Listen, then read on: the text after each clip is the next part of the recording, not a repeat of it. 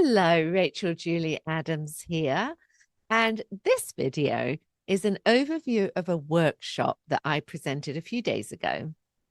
Well, a few days ago, as of when I'm recording this. I don't know when it will be when you watch this. But anyway, it was a workshop that I presented live. And rather than just upload a recording of that workshop, I'm going to give you the essence of that workshop right here, just you and me.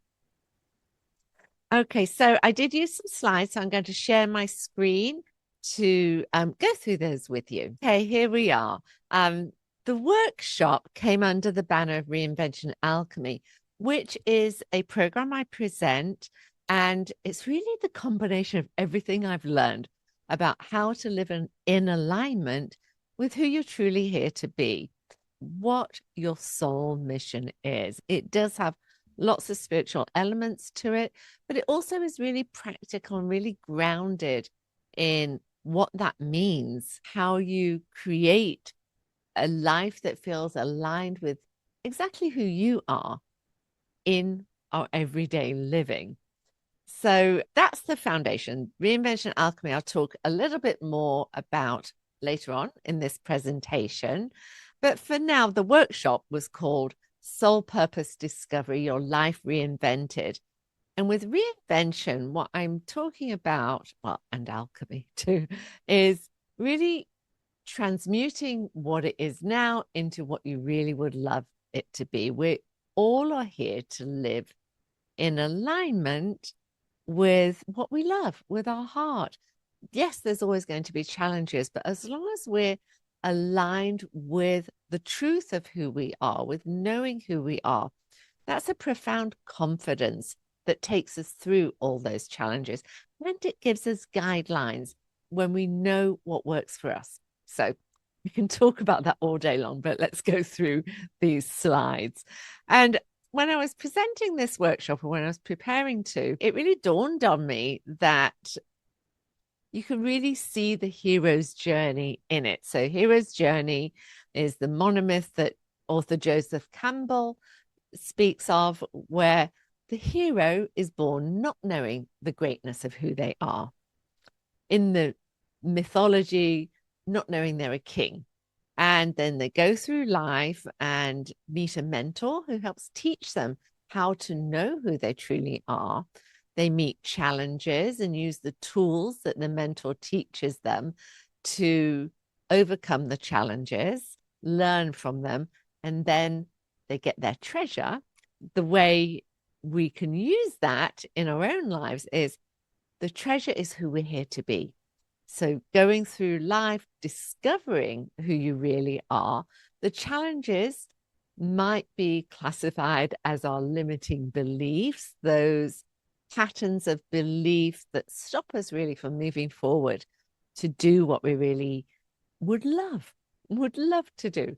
And the resistance that our human nature creates. And in the myth of the hero's journey, challenges are presented as dragons. And it's not that we get to slay the dragons, rather to tame them.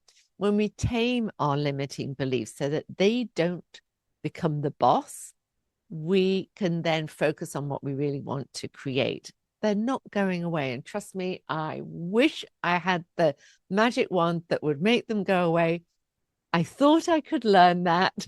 And I went through a lot of different programs to discover what that is. And the truth is, there is not anything that makes them go away. They've been part of us since our very early childhood. But, well, the magic wand is using awareness of them and then choosing to focus on what we truly want to create. More of that later, but let's go through this. And let me move to the next bit. This quote from author Bronnie Ware is really the foundation of everything for me.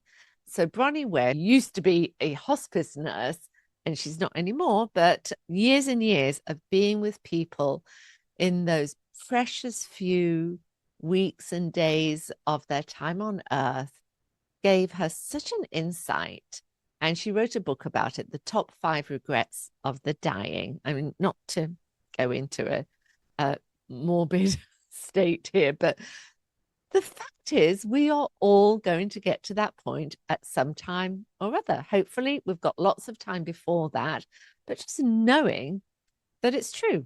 We all have a finite amount of time to live this life.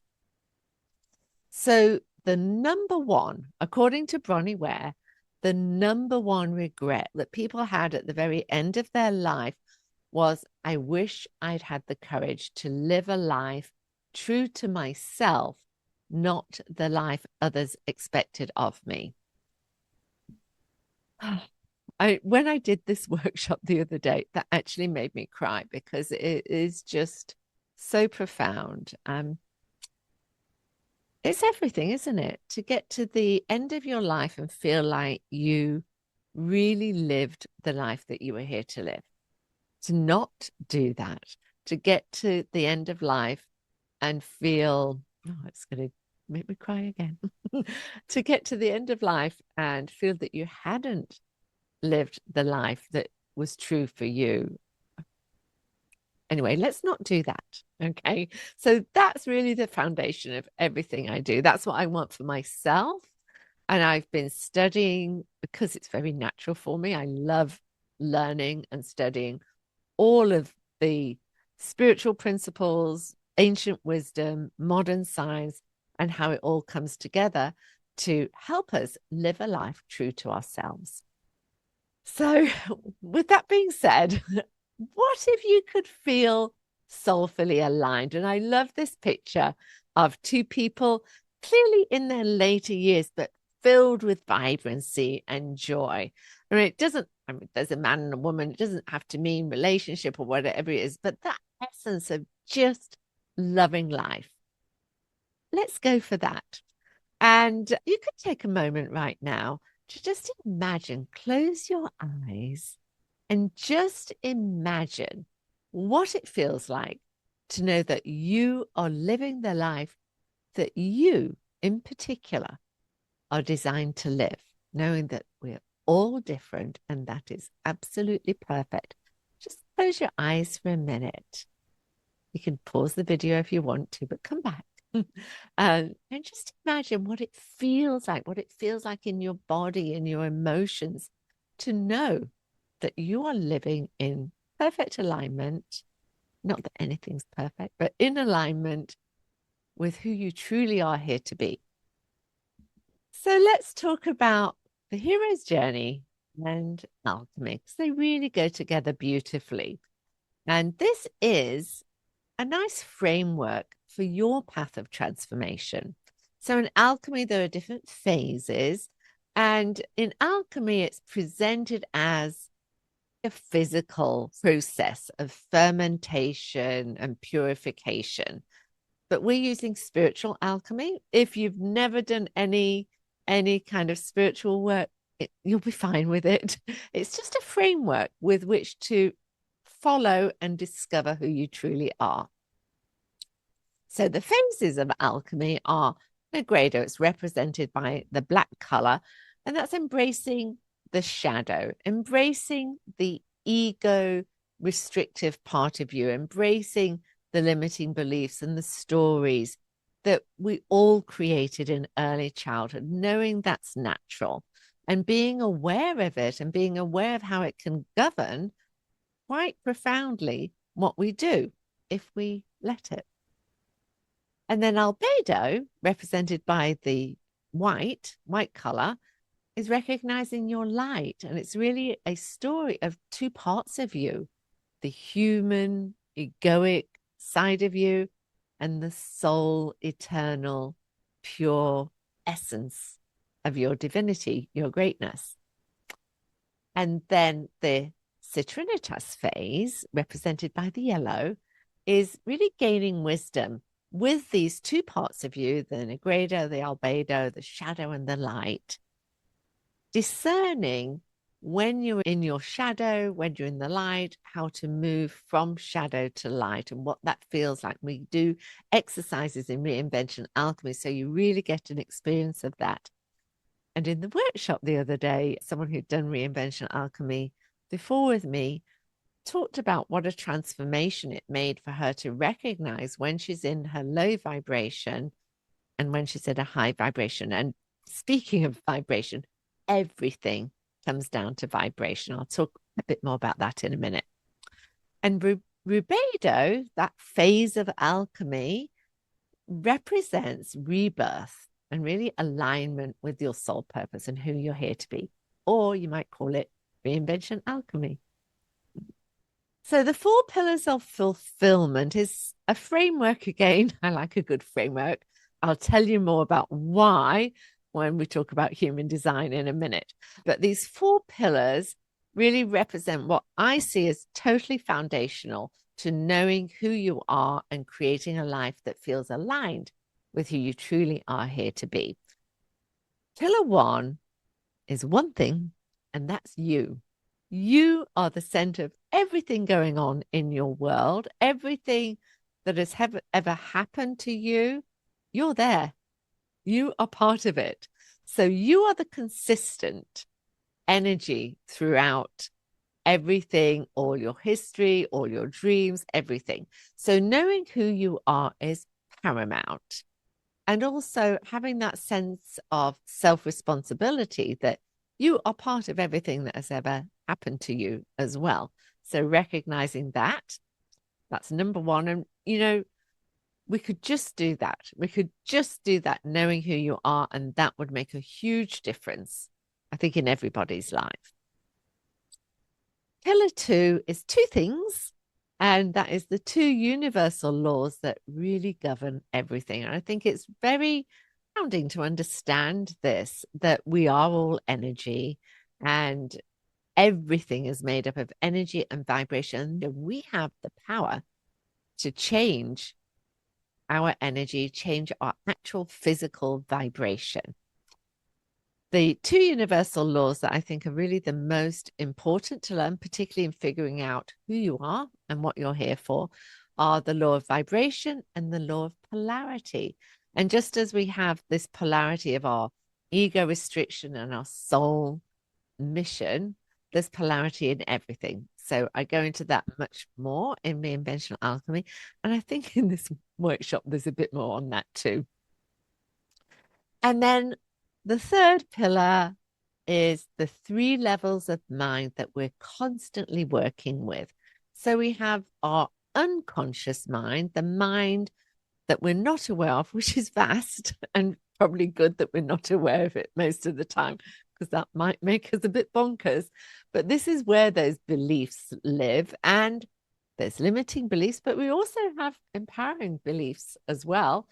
Each of those beliefs has its own pattern and vibration, and there's a polarity for every limiting belief that can be a balancing, empowering belief. And we can choose to move towards that empowering belief or that empowering vibration rather than being the restriction of the limited stories that we made up. And we go, obviously, there's a lot more to discover in that.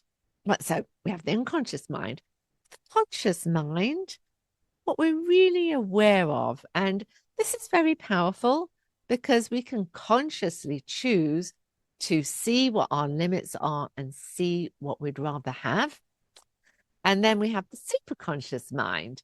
That's that higher level of awareness, the place where our intuition lives. And we can bring intuition through into our conscious reality as well and consciously tune in to intuition. The superconscious mind, we work with a lot in Reinvention Alchemy and everything I do by tuning into intuition. And intuition is what I like to call it everybody's superpower. We all have access to intuition.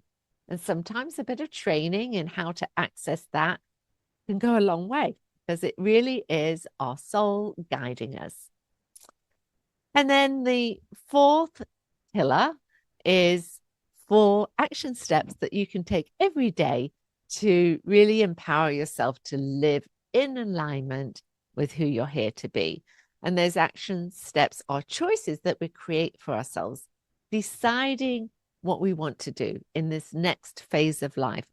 And we do that in Reinvention Alchemy. We have a beautiful process that I go through, a meditative kind of shamanic journey that I take you through to discover using intuition and really aligning with that super conscious vibrational frequency of who you are, what you would like to create, and then consciously making choices around that, what you want for the next phase of life, what you want to create.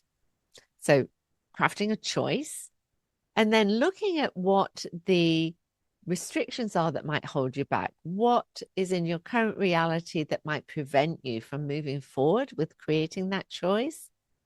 Being aware of that and choosing to focus on creating that end result that you want anyway.